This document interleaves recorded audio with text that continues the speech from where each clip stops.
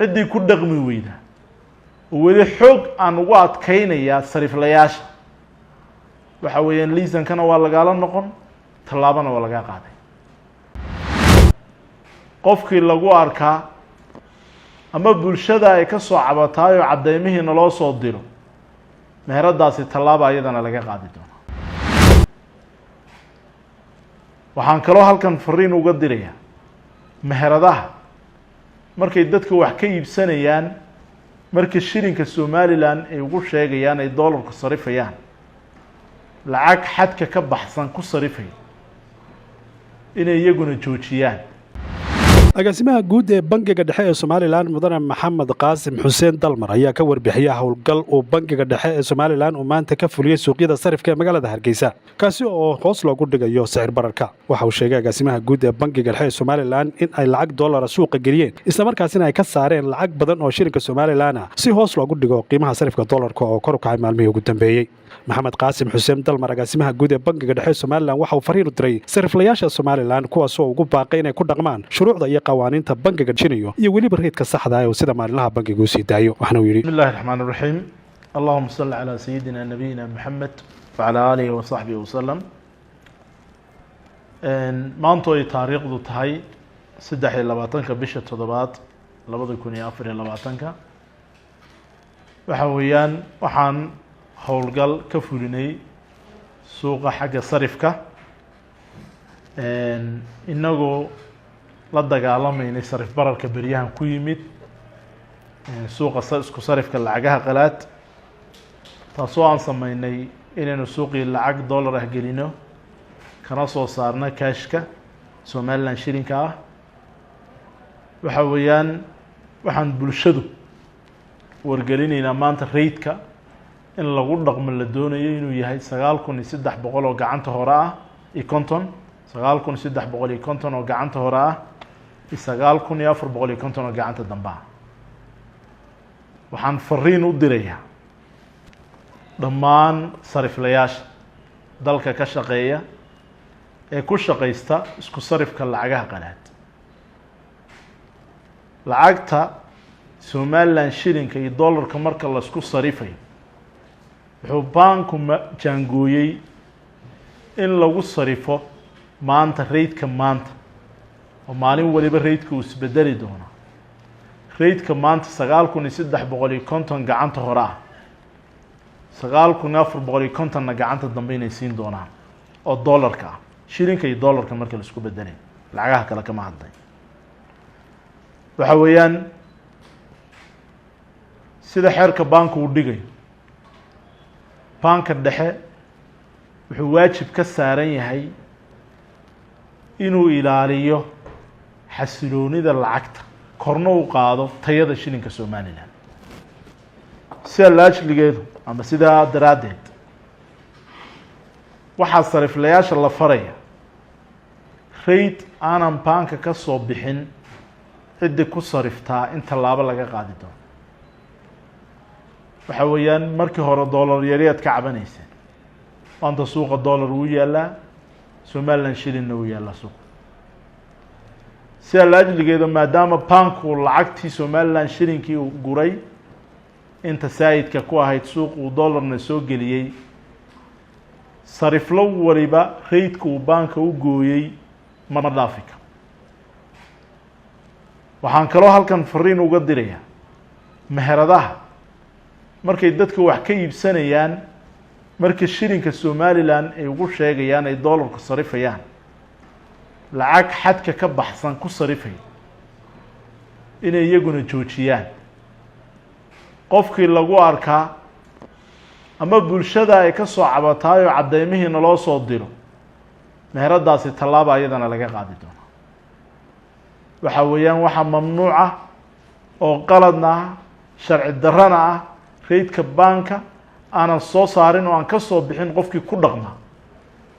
laakiin rate-ka banka ka soo baxan baa lagu dhaqmi karaa waxaad nagula socon doontaan subaxdiiba markay aad soo toosto rate-ka uu banka soo sii daayay ciddii ku dhaqmi weyda oo weli xoog aan ugu adkaynayaa sariflayaasha waxa weeyaan liisankana waa lagaala noqon tallaabana waa laga qaaday waxa weeyaan waxa waajib kugu ah ina raydka banka dadka bulshada ugu adeegto hadaad bulshada u nixi weydo annaga bulshadii ka mas'uula annagu waajib naga saaran yahay inaan ka fakarno waxa u dantaa bulshada waxa weeyaan waxaan la hadlayaa oo mar labaad ugu celinaya ganacsatada iyaguna baqaarka wax laga iibsanaya kaalinta shidaalka lagaga shubanaya meherada ama dukaanka wax laga iibsanaya supermarketka wax iibinaya kuma dhaqmi karaysaan kuna base gareeya oo ku saleeya raydka bank idikuna waxa dadku ugu sarifaysaan lacagta dollarka markaad wax ku iibinaysaan waxaan kala xoojinaya oo ayaduna oo olaha labaad aynu ku qaadi doonaa goobaha waxbarashada oo guddida anigoo tix raacaya guddida kor u qaadida iyo tayeynta shilinka Soomaaliland go'aamadii ka soo baxay ee ahaa in goobaha waxbarashadu shilinka Soomaaliland lagu qaado waxay ardayga aad $30 ka qaadaysaan ama $50 ka qaadaysaan inaad cash ugu dhufataan Soomaaliland shilin aad kaga qaadaan wasaaradda waxbarashadana hore wareegtay uga soo saartay marka waxaan farayaa dhammaan maamulayaasha ka mas'uulka goobaha waxbarashada inaad shilinka Soomaaliland adeegsataan waxaan kaloo ayagana halkan aan ugu sheegaya ama aan fariin uga diraya shirkadaha laydhka waxa weeyaan raydkiina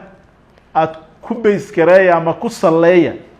inaad bulshadii ugu sheegtaan lacagta aad ka doonaysaan shilinka Soomaaliland waxay ka mid ahayd wareegtadii ka soo baxday guddida la dagaalanka sarif bararka iyo tayeynta shilinka Soomaaliland sanadkii hore dhamaadkiisa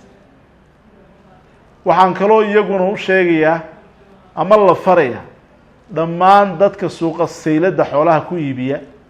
iyaguna inay ka taxadaraan waxaan ay iibinayaan inay dollar ku qaadaan xoolahan aad iibinaysaan ku iibiya shilinka Soomaaliland waxa weeyaan inagu